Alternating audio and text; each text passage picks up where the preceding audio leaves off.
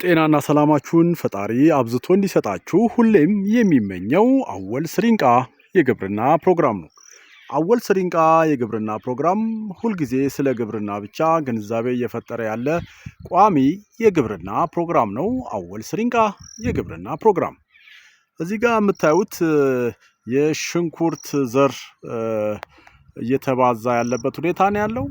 እንግዲህ ሽንኩርት ወደ ዘር ምስረታ ለመግባት አበባው ማውጣቱ ብቻ በቂ አይደለም እና አበባው የግድ ሌላ ኤጀንት ወይም ሌላ አካል ይፈልጋል እንዲዳቀል ወይም ደግሞ ፖሊኔሽን በአግባቡ እንዲካሄድ ማለት ነው።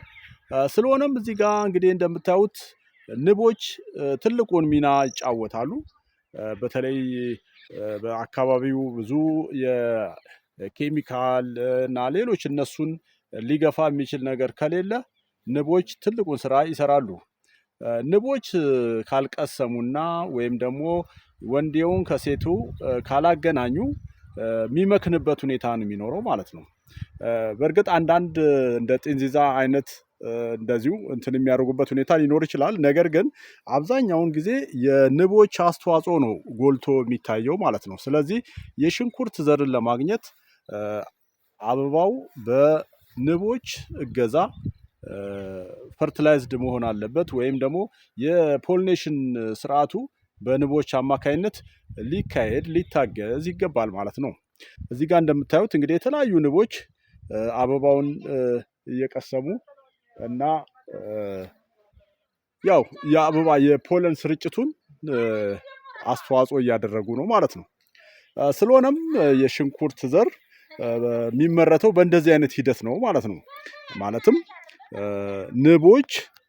በንቦች አማካይነት ፖለኑ መሰራጨት መቻል አለበት ማለት ነው። ንቦች ደግሞ በአካባቢው እንዲገኙ የአካባቢው ኢንቫይሮንመንታል ኮንዲሽን ወይም የአየር ሁኔታ ምቹ ሊሆን ይገባል ማለት ነው። ይሄም ምንድነው እንግዲህ ከተለያዩ የኬሚካልስ ርጭት ሊሆን ይችላል። ሌሎችም እንደዚሁ ድምጽ ያልበዛበት አካባቢ ቢሆን ይመረጣል። ምክንያቱም ድምጽ ሲበዛ እንደዛም ያም ዲስተርብ ያደርጋቸዋል ንቦች በአግባቡ አበባውን እንዳይቀስሙ ማለት ነው። ስለዚህ የሽንኩርት ዘር ስናለማ ወይም ሽንኩርት ዘር ስናመርት ይህን ታሳቢ ማድረግ እንዳለብን እንደው ግንዛቤ ለመስጠት ያህል ነው። በእርግጥ ልምዱ ያላቸው የሽንኩርት ዘር አምራች ያውቃሉ ይህንን ሂደት። ስለሆነም የንቦችን በአካባቢው እንዲገኙ አንዳንድ የሚያደርጉ እንትኖችንም እንደዚሁ የሚጋብዙ ማለት ነው። እንደዚህ አይነት ነገሮችንም ጥረት የሚያደርጉበት አጋጣሚው እንዳለ ነው ባለኝ መረጃ ማለት ነው።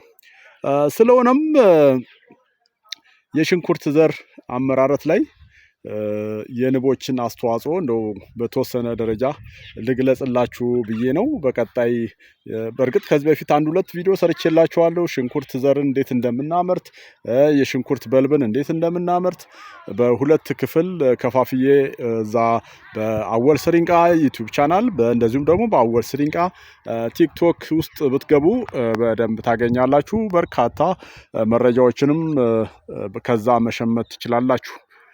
ስለሆነም ዛሬ እንግዲህ በግቢያችን እየተባዛ ያለውን የሽንኩርት ዘር ሂደት ላይቭ ንቦች እንዴት እየቀሰሙ እንደሚያሰራጩ ፖለኑን ለማሳየት ያህል ነው ዛሬ በዚህ መልክ የመጣሁት። አወል ስሪንቃ የግብርና ፕሮግራም የተለያዩ የግብርና ፕሮግራሞችን እያደረሰ እንደሆነ ይታወቃል። አንዳንዶች በስልክ የምትጠይቁት ነገር አለ፣ በኢንቦክስም እንደዚሁ። አሁን እንደዚህ አይነት አገልግሎት የምሰጥበት ሁኔታ ላይ አይደለሁም። በስልክ ነገሮችን የመመለስ ጊዜውም ሆነ እንትኑ አይፈቅድልኝም። በተለይ እጅግ በጣም እንድታስቡ የምፈልገው ምንድነው ይሄ በሽታ ተከስቷልና ይሄን ኬሚካል ልርጨው ምን ትመክረኛለህ የሚሉ ጥያቄዎች በጣም ጥሩ ያልሆኑ ጥያቄዎች ናቸው። እኔም የምመክረው እንደዚህ አይነት አጋጣሚዎች ሲኖሩ በአካባቢያችሁ ያሉ የግብርና ባለሙያዎችን በመጠየቅ የበሽታውን ምልክት በማሳየት እነሱ የሚመክሯችሁን ነገር ብትጠቀሙ ነው እኔ የምመክረው ማለት ነው። ስለዚህ ጥያቄዎቹን የምትጠይቋቸው ጥያቄዎች የምታነሷቸው ሀሳቦች ካሉ የምታዩት የቪዲዮ ኮሜንት ላይ አስቀምጡ። ምናልባትም ደግሞ ከኔ በተሻለ ግንዛቤ ያለው ሰው በተሻለ ደረጃ ምላሽም እዛው ኮሜንት ላይ ሊሰጣችሁ ይችላል። አንደኛ፣ ሁለተኛ እናንተ የምትጠይቁት ጥያቄ የሌሎችም ሰዎች ሊሆን ስለሚችል ለእያንዳንዱ ሰው ጥያቄዎችን ከመመለስ የጋራ በማድረግ እናንተ የጠየቃችሁት የሌሎችም ሰዎች ጥያቄ ሊሆን ስለሚችል ማለት ነው እና ኮሜንት ላይ በማስቀመጥ ለሁላችሁም የሚሆን ምላሽ በፕሮግራም መልክ ተዘጋጅቶ ዲስፕሌይ ቢሆን የተሻለ ነገር መፍጠር ይቻላል እላለሁ። ስለዚህ ከዚህ አኳያ አይታችሁ ያው ጥያቄያችሁን በኮሜንት ስር ብታስቀምጡ እላለሁ። እንግዲህ በቀጣይ ደግሞ በተለያዩ እንትኖች መለሳለሁ። አወል ስሪንቃ የግብርና ፕሮግራም ዋናው ዓላማ ስለ ግብርና ግንዛቤ መፍጠር ብቻ ነው፣ ሌላ ነገር የለውም።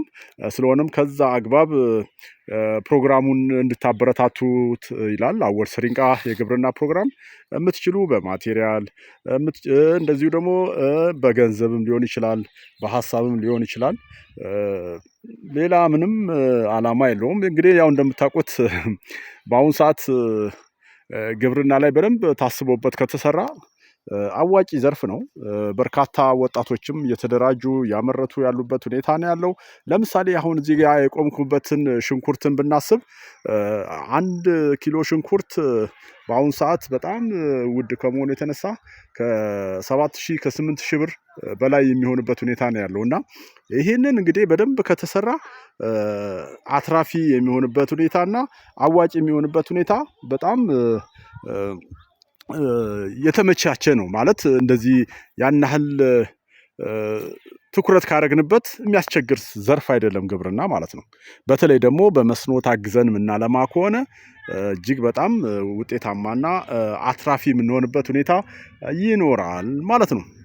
እንግዲህ አወል ስሪንቃ የግብርና ፕሮግራም በተለያዩ ሀሳቦች ይመለሳል። አበረታቱት።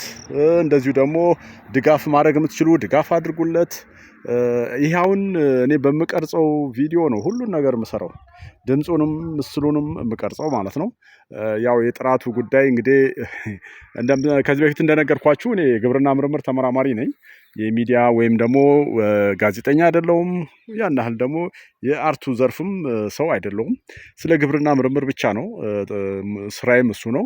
ነገር ግን ያለኝን ተፈጥሯዊ ሆቢ በመጠቀም ለእናንተ እንግዲህ አንዳንድ ነገሮችን በተለይ በግብርናው ዘርፍ እንግዲህ ግብርናው ዘርፍ በአብዛኛው እንደምታውቁት ሚዲያው ትልልቆቹ ሚዲያዎች ብዙ ያቀርቡ አይደሉም። እንደዚህ በአመት አንዴ ብቻ እንደ መስቀል ወፍ እንትን የሚመጡበት ሁኔታ ነው ያለውና ከዛ አኳያ ነው እንግዲህ አወል ስሪንቃ የግብርና ፕሮግራም ያንን ብሬክ ለማድረግ ታስቦ ነው የመጣው። በቀጣይ እንግዲህ በሌሎች እንትኖች እንገናኛለን። እስከዛው ቸር ኑን። ባይ ባይ።